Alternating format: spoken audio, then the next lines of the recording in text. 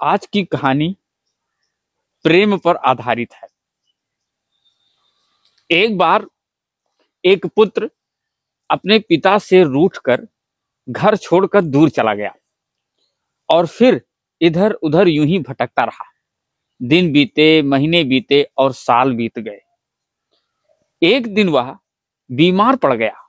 अपनी झोपड़ी में अकेले पड़े उसे अपने पिता के प्रेम की याद आई कि कैसे उसके पिता उसके बीमार होने पर उसकी सेवा किया करते थे।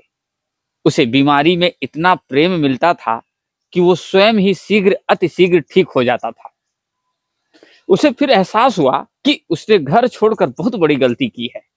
वो रात के अंधेरे में ही घर की ओर चल दिया।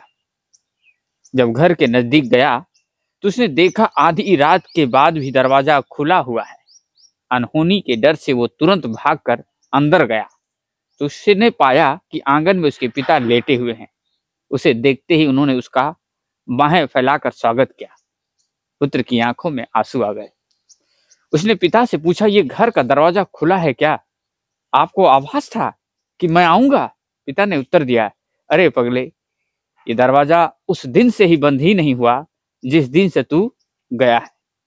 मैं सोचता था कि पता नहीं तू कब आ जाए और कहीं ऐसा ना हो कि दरवाजा बंद देख कर तू वापस लौट जाए। ठीक यही स्थिति उस परम पिता परमात्मा की है। उसने भी प्रेमवश अपने भक्तों के लिए द्वार खुले रख छोड़े हैं कि पता नहीं कब भटकी हुई कोई असंतान उसकी ओर लौट आए। हमें भी आवश्यकता है सिर्फ इतनी कि उसके प्रेम को समझें और उसकी ओर बढ़ चलें। अगर आपको ये कहानी अच्छी लगी है तो हमारे डियर दुबे जी चैनल और हमारे फेसबुक प्रोफाइल को सब्सक्राइब और फॉलो करना ना भूलें। राधे राधे। जय श्री कृष्णा। जय सनातन धर्म की।